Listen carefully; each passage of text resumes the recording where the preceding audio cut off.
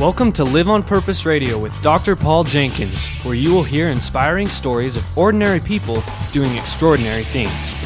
Feed your mind with a regular dose of positive energy and show up for your life every day on purpose. Living on purpose means that you have a purpose and you do it intentionally. And now, here's your host, Dr. Paul.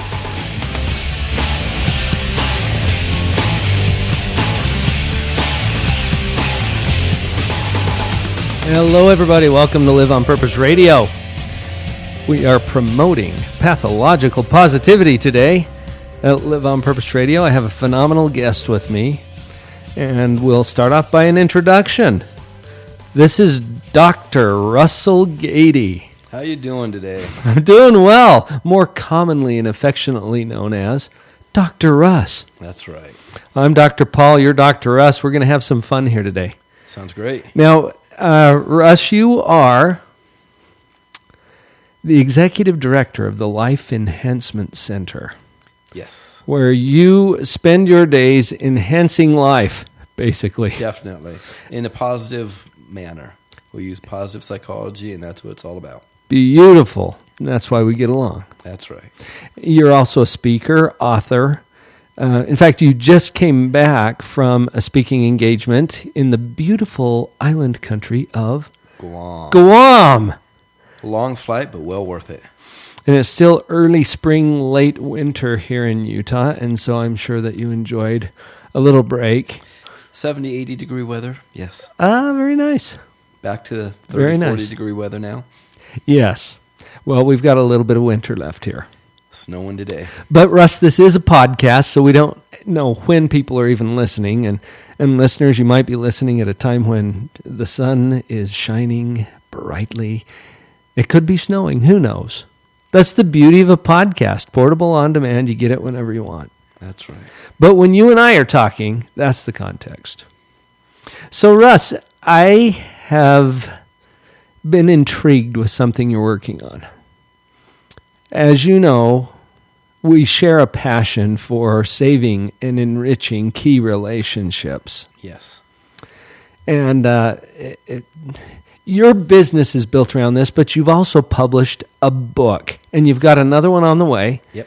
The book I have right in front of me here, folks, and we'll make sure you have a link to connect to this at the end of the show. Playing 20 Questions with Your Fiance. Yes. By Dr. Russ Gaede. Give us the story behind this. What prompted this for you? Well, as a therapist, my background is I have a postmaster certificate in marriage and family therapy. So I do a lot of marriage and family therapy, and I really enjoy the marriage aspect.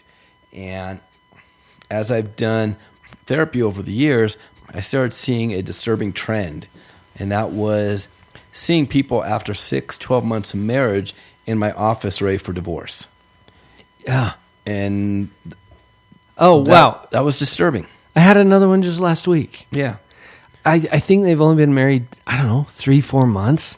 They need my book. And already fallen apart. Right, so you were seeing this as part of your clinical practice. Right. Because as I saw those people, I started figuring out what was it that was causing them to go towards divorce. Mm-hmm. And a lot of times there were just silly little stupid arguments that grew into huge disasters. Big conflicts. Yes. Mm-hmm. And so I started looking around for the questions that they should have been talking about all along, and they haven't.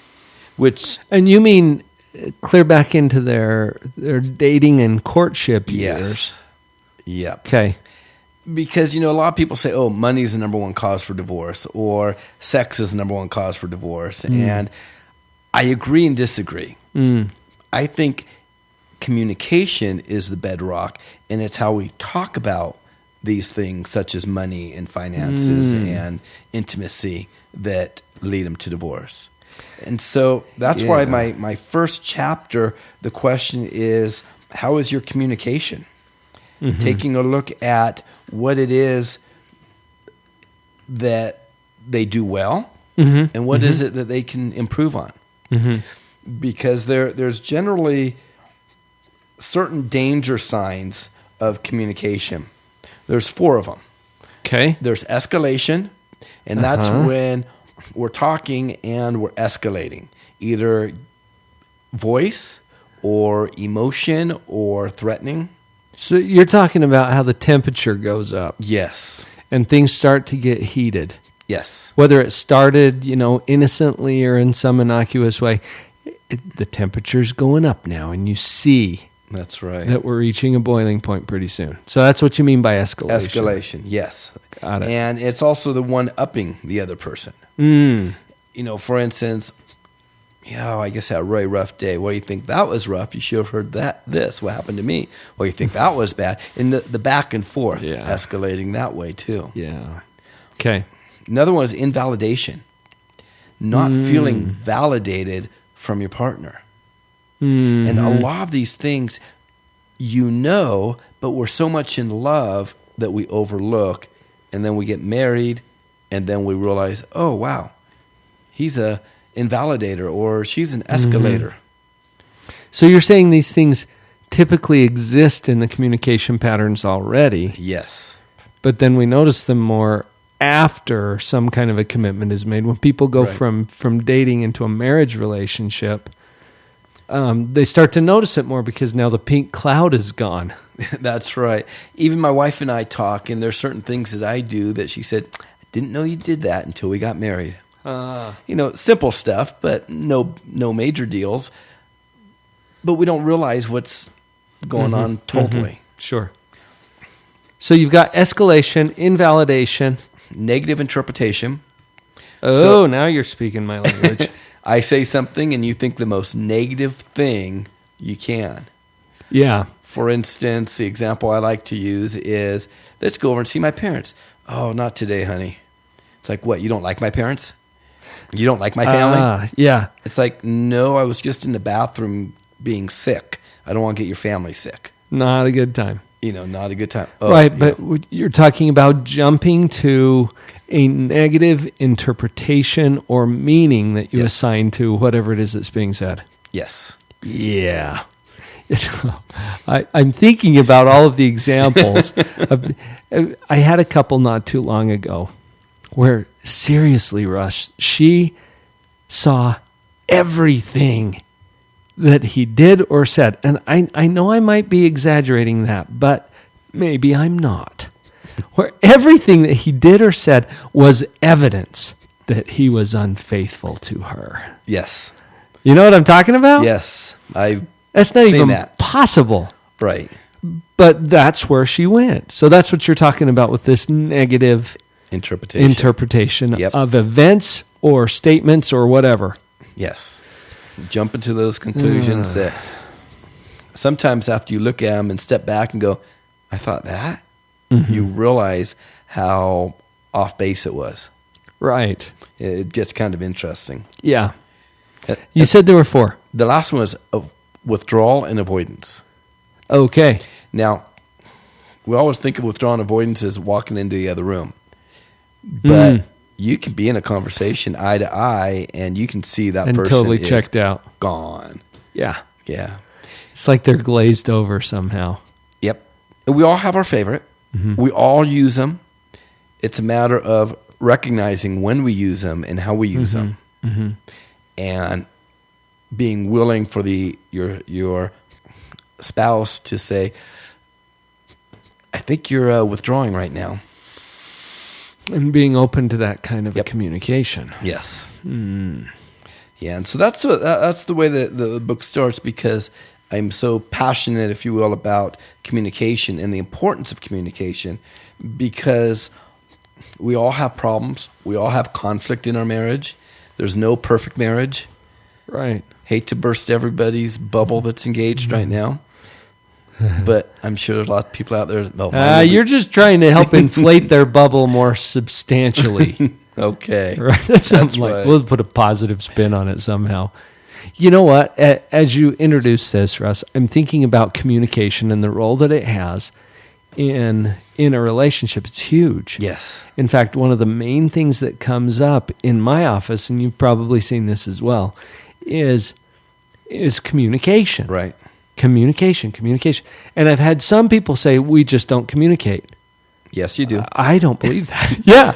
Yes, you do. You're in the same room. Obviously, you have both communicate about the appointment, right? And the question is, how Yes. do you communicate? Right. What is the style, the feel, the nature, the intent, That's right. the assumptions behind it? Everybody, I've found that 100% of the couples communicate. Oh, definitely. Yep. Would you agree? Yes. And the interesting thing about that communication and that negative interpretation and all four of those plays out throughout marriage because, for instance, affection. How do you like affection shown? Right. And then we can go to Gary Chapman's The love languages. Sure. And one person may be gift, one person may be time. But if I'm gift-oriented and you're time-oriented, and I come back and give you a gift, he doesn't love me. It doesn't make sense to someone who's in a different Right. kind of an orientation. And so we jump to the negative interpretation, they don't love me. If they did, they'd do it my way. But we're doing the same which thing. Which is just insane. Yeah, and we're doing the same thing by saying that because we're not acknowledging Exactly. the way that they show love. Exactly. Yeah. So your suggestion is if we think about these things and ask the right questions, we can head off some of the difficulties that might come up. Yes. There's always going to be something that comes up, but it's how we deal with it. Mm-hmm. That's why question number 2 is, how do you resolve conflict that arises in marriage? Mm-hmm. And I've had people say, well, we're not married yet. We don't know how. You do, because how do you resolve conflict with your parents, with your siblings, with your boss? This is more about your own personality. Yes. And then the dynamic that creates when you get with someone else who also has their own personality. Yes. Yeah. So resolving conflict, and that, just like you were saying before about communication, there's a lot of different ways to do that. Right. Some more healthy and productive than others. Right. A lot of people give the advice, don't go to bed angry. But that's not always the best thing. Sometimes a couple of hours sleep or night rest is going to resolve the issue. Other times, I don't tell people don't go to bed angry. I tell people, don't start a conversation that can be heated after the time you normally go to bed. Because when do most arguments really happen? After we're ready for bed and we start talking and it gets heated and we go on to 1, 2, 3 a.m. We don't resolve it even then because we're too tired. And we still have to get up at 5, 6 a.m. for work. Mm-hmm. And how does that help? Yeah. So rather than getting yourself outside of your optimal level of functioning to handle something that's a little difficult to start with. Right. That makes such sense because you don't want to do this in a compromised mental state. Right. And if you're tired, you don't have all your cylinders firing. That's right. I had a couple that came into my office, and as sad as it was almost humorous because they told me they normally go to bed 10, 11 o'clock at night. Well, they started their conversation about 11, 11:30. At 3 a.m., they called her father to come across town to intervene at 3 a.m. That's going to work out well. It didn't. Hang in there. We'll be right back.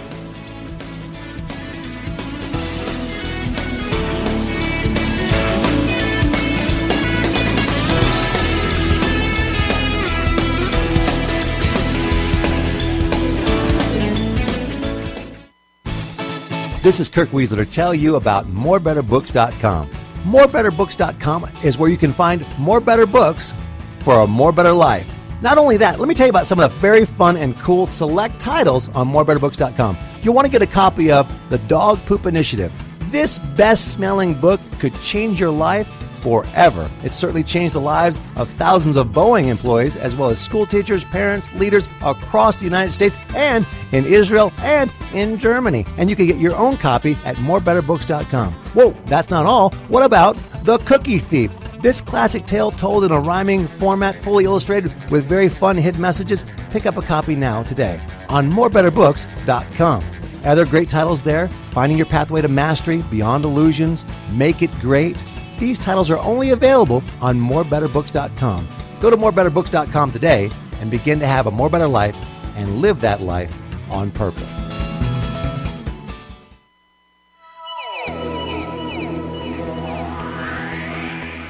Thank you for listening to Live on Purpose Radio.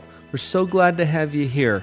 Please come by the website, drpauljenkins.com, spelled with a D-R, drpauljenkins.com. On the website, you'll have an opportunity to receive a free download. And while you're there, make sure you click on the social media icons. Come over to Facebook, where we will be posting these episodes as well as our YouTube videos and other content and announcements for you to share. Please like us, comment, subscribe, join the conversation.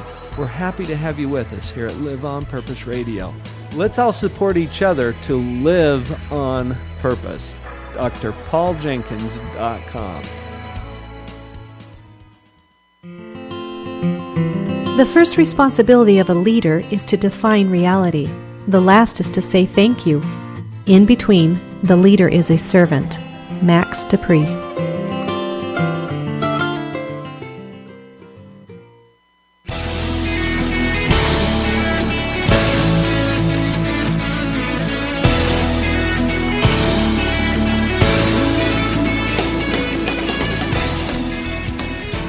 So you gave some good suggestions just before the break, Russ, as you were talking about creating an environment, really. This is how I'm putting it together in my own mind, at least. Creating an environment that facilitates more ideal communication, higher level of functioning. Yes. So rather than don't go to bed angry, let's not stay up all night doing things that don't work. That's right. And there's ways to... You know what? That's interesting, too, because I think as human beings, we don't often connect with how much we personally have to do with how we feel. Right. Does that make sense to you? It does. It does, but the reality is we choose our responses. Yeah. It's a hard lesson to learn. Well, it feels so automatic. Right. There's a concept that I teach in my trainings. In fact, I did one this morning with a group of sheriff's deputies where we were talking about metacognition. Uh-huh. So cognition is thinking. Right. And metacognition takes it up another level. It's thinking about thinking. Yep. And we have the ability to do this. So why am I angry? Well, it's really easy to point the finger and say, I'm angry because of that person. Yes. If my spouse would only do this, I wouldn't do that. Exactly. And then the wife stops or the spouse stops doing it, and we're still doing what we were doing. Yeah. And then we go dig it up again to reboot the whole thing, even though the issue has already passed. Right. So stopping to think about your own thinking creates a little bit of a space.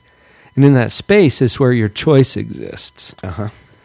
So that gives you the opportunity to say, wait a minute, I'm feeling angry not because of what my spouse did, but because of how I am interpreting what happened. Possibly some negative interpretation going on. I wonder. Yeah. I had another guest on my show years and years ago who said, this is a potentially relationship-saving question. What else might this mean? Yeah, I like that. And to do that, you have to pause enough to think about your own thinking. Right. I'm feeling upset because of what I'm assuming that this means. Now, what else might this mean? And why am I thinking it means this? Mm-hmm. And does that serve me well? Even better question. But and you don't know usually. Right. So if you don't know for sure what something means, then obviously you get to choose an interpretation for that. That's right. And the thing is about these questions, We started out really talking about fiancés, Mm-hmm. but we started talking about how you're married. Right. And these are... Well, you and I are coming from that context because we're both married. Right. But these questions really are ones to ask throughout your marriage. And not just with your spouse. In fact, you're coming out with another version of this book. Right. It's going to be called... Or the next book. Playing 20 Questions with Your Spouse, Keeping the Flame Alive. Okay. And the basis behind that is once your children are gone and you're an empty nester, what do you do then? Mm-hmm. And not only that, but what type of example are you to your children as they're growing and as you're raising them? Right. Are you still communicating? You know, there's a lot of topics that I cover in both books. We talk about intimacy and sex. And these are topics that we don't want to talk about. People get all squeamish about it. You're right. But everybody's thinking about it too. Exactly. And one of the lectures I've done many times is raising your children with a healthy sense of sexuality. Because sex isn't a bad thing. That's how we all got here. Yeah. But we turn it into some taboo topic that we don't want to talk about. Well, and it might come from cultural or religious or other kinds of traditional beliefs Right. that may or may not serve us well. Yes. In fact, you know what, Russ? It's funny that you would bring that up because I know in some conservative religious groups, for example, the message seems to be sex is bad, sex is dirty, sex is evil. And then in the next breath, save it for someone you love. And then once they say, I do, why aren't you pregnant? Yeah. What kind of things are we trying to teach here? I'm not sure. Yeah. But what you're saying is let's take a more realistic, healthy view of this. And there's a difference, isn't there, between sex and intimacy? Yes. Intimacy, sex is the act. Intimacy is everything It's that like leads a biological process. Right. Okay. Intimacy is what leads up to it. That connectedness. It kind Not of goes, only leads up to it, but supports it and follows it. right. It starts out with affection because we show affection to people all day long. And then the next step up is intimacy. And then the next step is sex. And intimacy is extremely important. And understanding how you like intimacy shown and how you show intimacy and how your spouse likes intimacy shown. So it's really, when you say intimacy, you're talking really more about a deep, committed connection. Yes. To another individual. Yes. And now intimacy doesn't always lead to sex. Right. Because my wife and I can have some very intimate connections Sure. out in public. Yeah. We connect at a deeper level. You know what? With all the couples I've worked with, Russ, and maybe you've seen a similar thing, the craving is for the intimacy, the connection. Yes. And it implies vulnerability and it implies trust. And there are a lot of things that are elements of that intimacy. And it gets confused sometimes with other things, whether it's sex or anything else that can actually get in the way of the intimacy. And some of those intimate moments, how do you fall asleep at night? Do you cuddle? Do you hold hands? Are you back to back? You know, those can be some very intimate moments that lead to sleep, but are very, very connecting. Yeah. Yeah. And those are the important moments as well as all, the actual act of sex.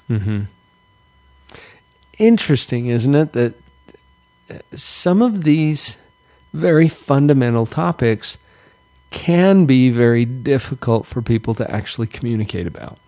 Yes. Number one, we don't want to talk to our kids about it because we don't want to put ideas in their brain, air quotes. Oh.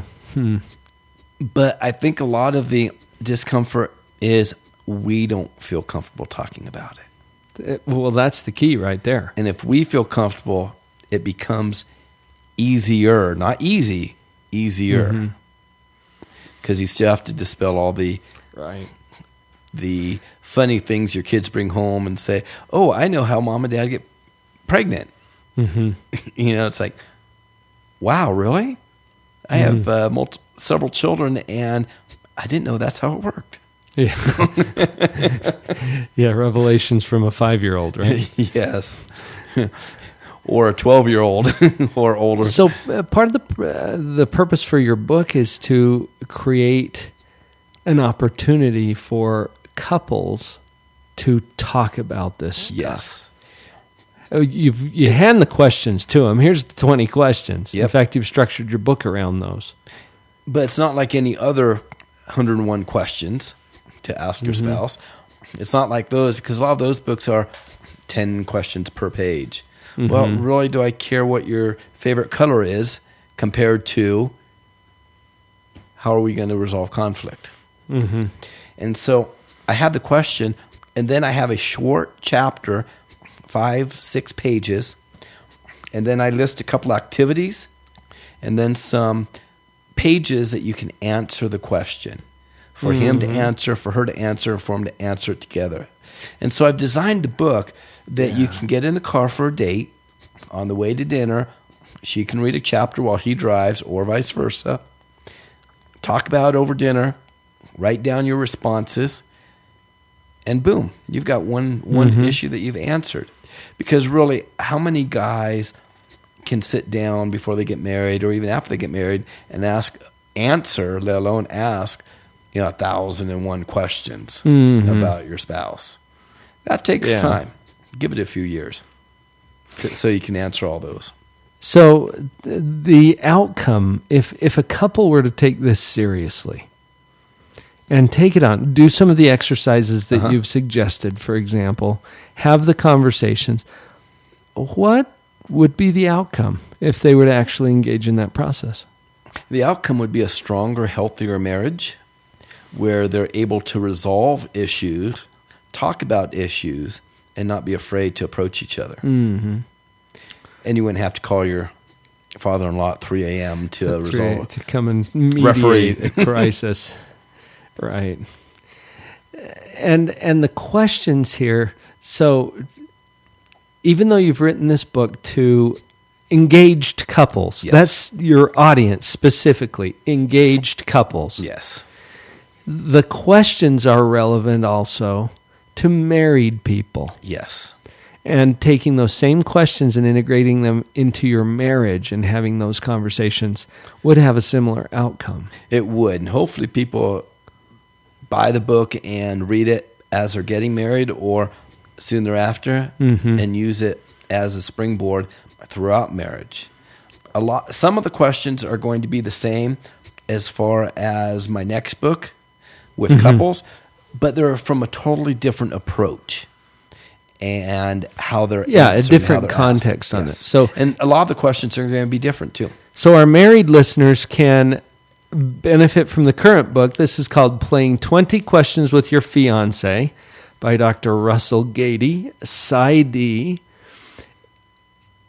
And they can hold their breath for the married version. Yes. Which will just add some more context to it, but similar processes that you walk through. Yes. And in that context. That should be released here in a couple months. So Dr. Russ, tell us how people can get connected with you. Where do they go to find out more about your books, about how they could engage you as a speaker? Where do they go?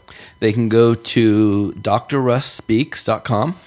Dr. Russ Speaks. So there are 3 S's right in the middle of that. Yeah, so drrussspeaks.com. I heard the 3 S's right there in the middle. And then just click on store. Okay. And right there. And there's the book. The book. We'll put a link up on the site as well. And that'll take you to the Amazon site, but that's how you can purchase it. Perfect. So in about 20 seconds that we have remaining, what would be the final thought, the thing that you would want to leave the listeners with the most? Learn to talk with your spouse. Learn to communicate with your spouse. Or with anyone really in your life. But that is a really key relationship right there. Yes. And to prepare for that during the engagement phase and before that, but then carrying that through so that it can become a stabilizing, strengthening factor in a marriage. Because as you do so, your children will see that example and carry it on to generations to come. Yes. Well, Dr. Russ, you're doing some good work in this world. Well, thank you. Thank you for joining us at Live on Purpose Radio. Everybody go to Dr. Russ Speaks, 3 S's right in the middle, .com. And you can get connected to his book and other things that are coming up through Dr. Russ. Go out and live on purpose.